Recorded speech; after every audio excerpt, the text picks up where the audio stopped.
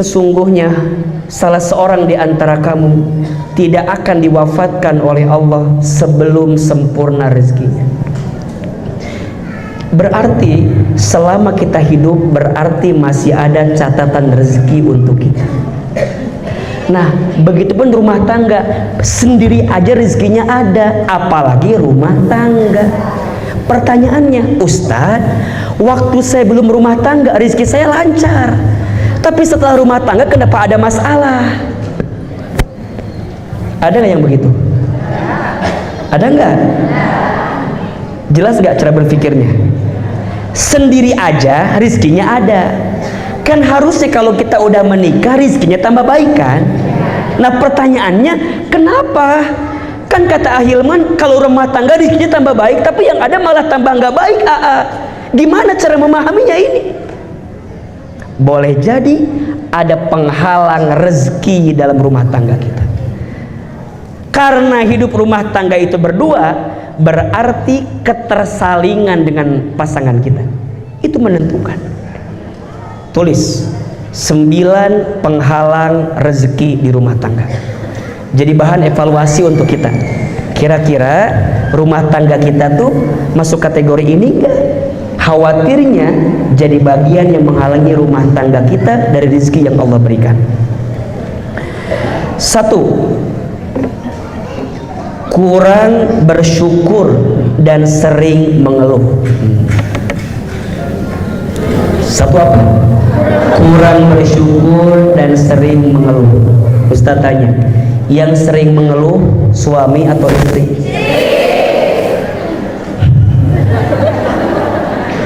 Jawab. Yang sering mengeluh suami atau istri? Maka mohon maaf, bunda sayang, teteh sayang, boleh jadi yang menghambat datangnya rezeki ke suami kita karena mengeluhnya kita terhadap rezeki yang Allah berikan kepada kita. Hati-hati ya. Bahkan di antara yang membuat istri itu tergelincir masuk ke dalam api neraka, apa salah satunya? Karena seorang istri itu tidak pandai berterima kasih kepada suaminya atas apa yang suaminya berikan. Makanya bunda, biasakan ya, mulai hari ini suami kita memberi sebesar apapun sama kita, ucapkan kalimat terima kasih. Sok, Ustadz mau tanya, hari ini udah bilang makasih belum sama suami? Makasih buat apa? Ya Allah. Bunda sayang, teteh sayang, jadi suami itu berat atau tidak? Jadi suami itu saat dia menikah mengatakan saya terima nikah dan kawinnya Fulanah binti Fulan dengan mas kawin sekian dibayar tunai, apa artinya? Ya Allah, mulai detik ini saya terima semua kebaikan istri saya dan saya siap menanggung keburukan istri saya. Jadi suami itu berat. Please, jangan nambahin beban. Jadi bukan hanya urusan dunia, maaf simpel bunda, urusan akhirat. Ini bunda akan ditanya sama Allah ke suami, suami, ini istrimu bukan? Bukan ya Allah. Coba gimana kalau begitu jawabannya? Itu ada apa ya Allah? Dia nerima ini istri saya, berarti sehelai rambut pun, sehelai aurat pun, tiap langkah pun, tiap detak-detik bunda dimanapun, suami akan ditanya sama Allah tentang bunda. Makanya bunda jangan marah kalau suami merhatiin kita, karena dia sayang sama kita. Apalagi urusan akhirat. Kita mah kadang-kadang mohon maaf ya, suka mikirnya hanya dunia saja. Padahal yang paling penting apa? Akhirat. Dunia mah bentar. Berapa usia kita paling? 60 tahun. Berapa paling? 70 tahun. Bukan ini yang paling penting, tapi akhirat. Makanya kalau suami ngarahin kebaikan buat bunda itu bersyukur, suami yang sayang banget sama kita. Ditanya tuh suami tuh, ini istrimu bukan? Iya. Apa yang kamu lakukan buat dia? Begini. Kalau bunda nggak taat, walaupun suami udah ngasih sampai kebaikan, maka suami nggak akan dihisap. Tapi kalau suami udah ngasih tahu dan bunda nggak taat, boleh jadi di situ persoalannya. Maka bunda belajar tuh mulai hari ini bersyukur dengan yang suami beri, kurangin ngeluh. Kita makan kalau ngeluh kelihatan banget. Kelihatan nggak? Bunda, istri yang menunjukkan keluhan depan suaminya mempengaruhi psikologi suaminya. Suami berangkat kerja itu bawaannya nggak happy. Benar. Makanya bunda jangan kaget ya kalau bunda tanya kepada suami, ayah, apa masalah yang paling berat dalam hidup kamu? Pasti suami jawab, kamu.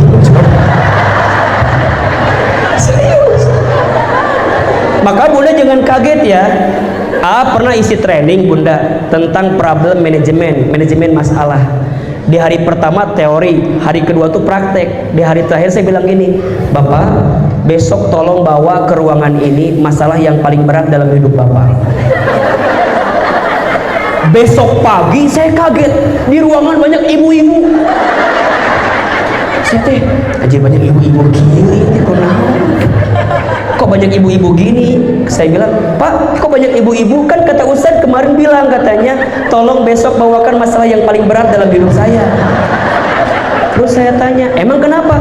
Asal Ustadz tahu, ini masalah yang paling berat dalam hidup saya. Jadi ternyata, Masya Allah, ibu tanpa disadari, ibu tuh berat masalahnya. Benar. Maka ibu jangan kaget ya, dan jangan pede dulu, jangan GR dulu. Kalau suami ibu naruh foto ibu jadi wallpaper di HP, di dompet ada foto ibu, jangan GR. Justru itu adalah penguat bagi suami ibu. Jadi kalau di kantor ada masalah, dia lihat foto ibu. Seberat apapun masalah saya di kantor, ini lebih berat masalahnya ya.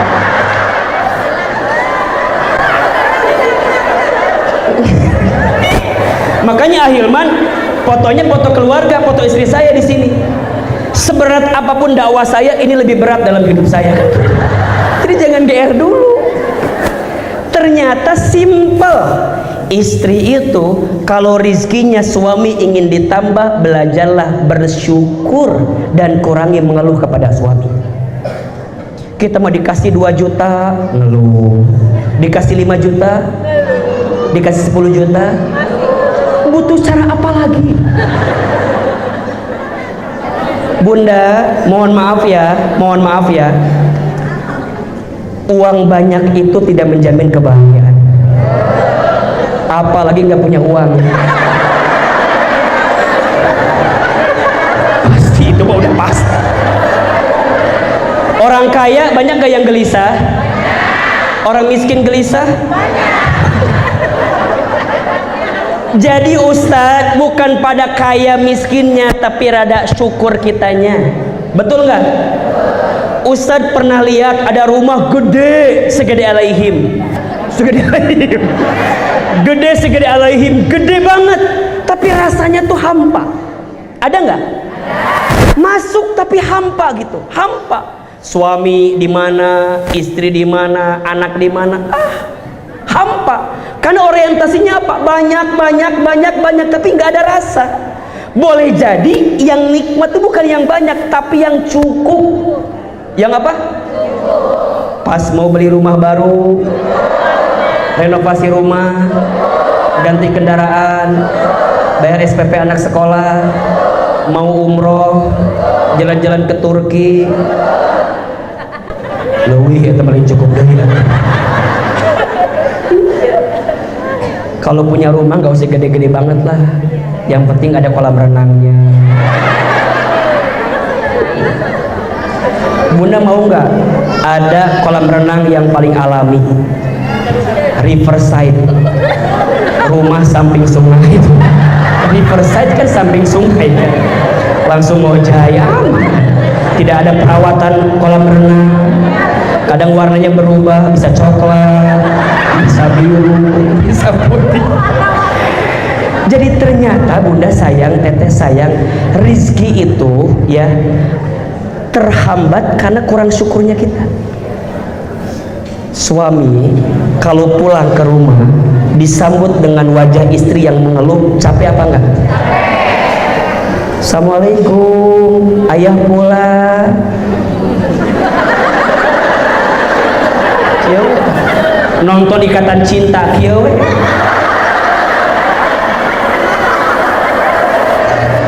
Kalau suami pulang kecepatan, jam segini udah pulang, dasar gawe merenyang sekali.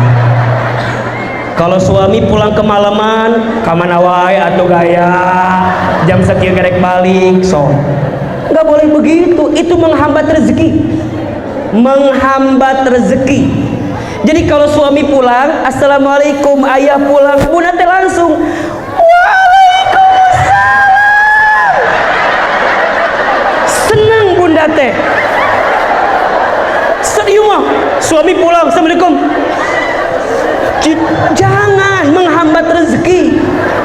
Kalau bunda nih nyambut suami, waalaikumsalam, ayah pulang, ambil tangannya, cium, cium, ambil tasnya, bunda tanya, tawarin, ayah mau mandi dulu, makan dulu, aku dulu. Kudu gitu ke suami teh. Dan di rumah bunda juga tunjukkan ekspresi bahagia, pakai pakaian terbaik di rumah teh. Iya mah gitu di imah teh miliar atuh dah. Udah mah pakaiannya pakaian yang itu terus. Di dia tarason, di dia salon pas, di bau bawang. Liur coba. Udah mah penampilannya nggak benar, ngeluh, capek atuh bunda. Mendingnya kalau ngeluh teh kayak Pevita Pierce gitu, wajah teh cantik gitu nya. Kayak Luna Maya teh naon ngeluh ge da eta mah moal diceraikeun moal eta mah alus teuing eta. Keur mah pas-pasan. Siga nu wae ieu mah. Bunda sambut suami teh, "Waalaikumsalam, ayah pulang. Ayah, tadi gimana kerjanya?"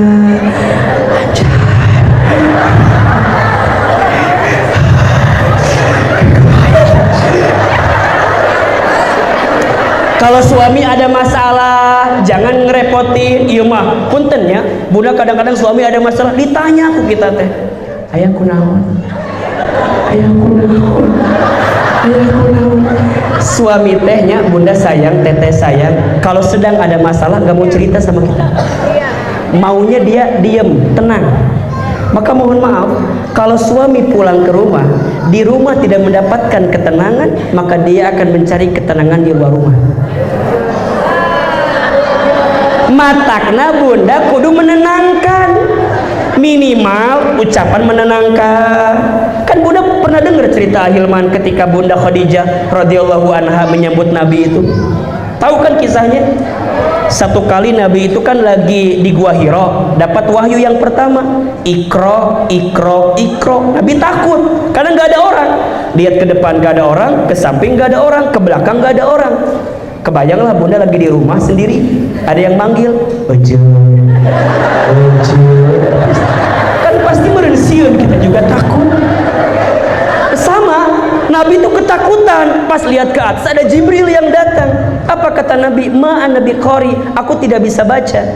Maka Jibril kemudian selesaikan bacaan Al-Alaq 1-5 itu kan.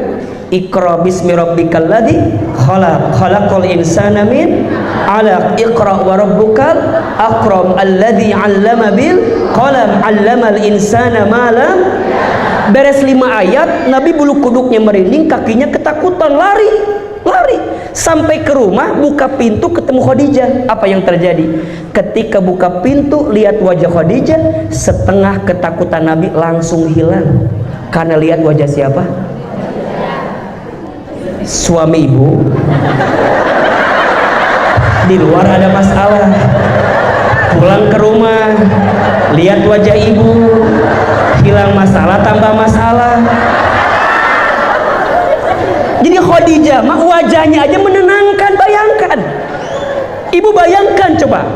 Terus Khadijah tahu Nabi lagi ketakutan, nggak nanya, ya Rasul kunaon, ya Nabi kenapa enggak? Khadijah tahu Nabi lagi ketakutan, lagi gelisah. Khadijah hampiri Nabi, dipeluk oleh Khadijah, dipeluk, dibisikin telinganya, ya Muhammad, jangan takut, ada aku di sampingmu.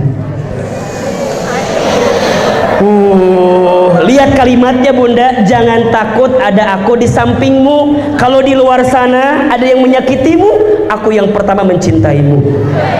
Kalau di luar sana ada yang menjatuhkanmu, aku yang pertama mengangkat dirimu. Jangan takut, ada aku di sampingmu. Apa kata Nabi? Jamiluni, jamiluni, selimuti aku, selimuti aku. Ada dua tafsirnya. Satu, diselimuti oleh Khadijah, dipeluk sampai tidur.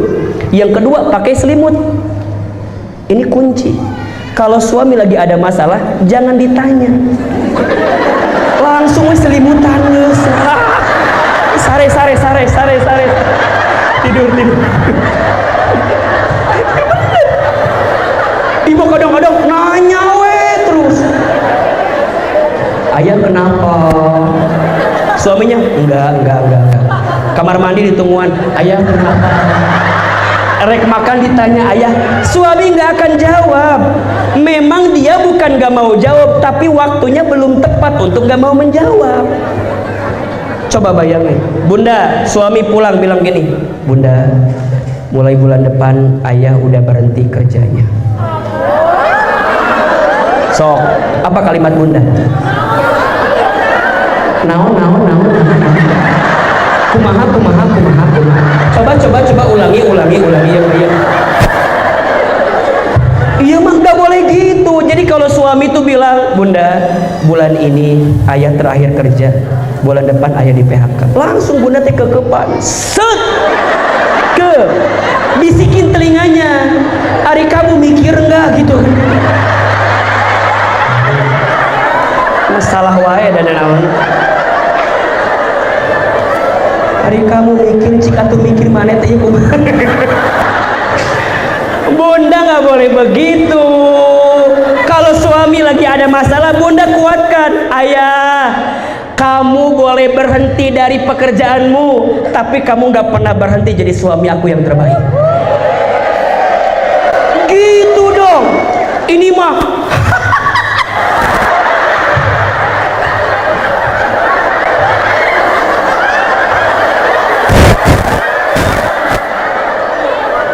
kadang-kadang, bunda, bulan ini ayah terakhir kerja.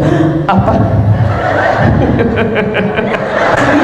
Ayah, rumah kita cicilannya sekian, kendaraan kita sekian, anak kita SPP sekian. Kalau kamu nggak mampu ya udah Allah gue. Itu yang menghalangi rezeki. Lihat, catat ya, bunda suka bilang begini, ada uang abang, nggak ada uang abang, mohon izin ya, bunda nanti nikah lagi dengan yang lain, rizkinya pasti sama. Catat baik-baik. Jadi kalau bunda ganti suami nih sekarang nih, gara-gara bunda nggak nerima urusan rezeki, bunda ketemu dengan yang mana? Karena rizki takarannya sama, ketemu dengan yang mana pun pasti sama. Makanya masing-masing istri itu bawa rezekinya masing-masing. Sok aja lihat. Ahilman sekarang punya istri yang di rumah, rizkinya Allah berikan yang baik. Saya nikah lagi dengan yang lain, belum tentu. Makanya saya belum mau poligami.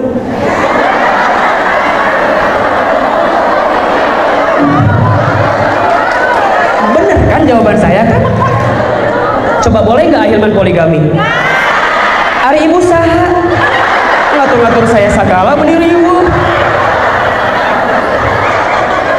Enggak, saya mau menggambarkan kepada bunda teteh sayang, masing-masing istri, masing-masing suami bawa rezekinya masing-masing, betul nggak? Sikap bersyukur dan tidak mengeluh dengan rezeki yang diberikan itu akan mempercepat rezeki datang. Tapi kalau kita ngeluh dengan siapapun, mohon maaf, karakter itu kan yang susah dirubah. Makanya kalau bunda sekarang punya anak, kemudian dia nyari calon pasangan, jangan hanya lihat bagaimana keadaannya dia sekarang, tapi lihat karakternya dia. Ada anak dari orang tua yang mohon maaf mungkin kaya, tapi kalau karakternya nggak ketemu rezeki yang dekat, nggak jadi rezeki juga. Berarti sikap kita untuk bersyukur, tidak mengeluh akan mempercepat rezeki. Sebaliknya, kurang bersyukur dan sering mengeluh menjadi penghalang datangnya rezeki di rumah tangga. Jelas kira-kira? Jelas kira-kira? Maka kuncinya mulai hari ini bunda pulang ke rumah, tatap wajah suami bunda. Ayah, ayah, ayah. Kata Ahilman, aku harus bilang makasih sama ayah. Cek suami teh, makasih kenapa? Iya, ayah udah baik sama kita, ayah udah kerja buat kita. Itu luar biasa. Dan bunda tahu nggak apa yang bunda impikan? Istri yang paling bahagia itu istri yang saat nanti dia wafat, suaminya datang ke depan bilang gini, terima kasih sudah menyolatkan istri saya. Selama saya nikah dengan istri saya ridho. Dia adalah istri yang baik selama hidup dengan saya. Itu surga dibuka, silahkan. Makanya mulai hari ini bunda pulang ke rumah suruh suami latihan sambutan.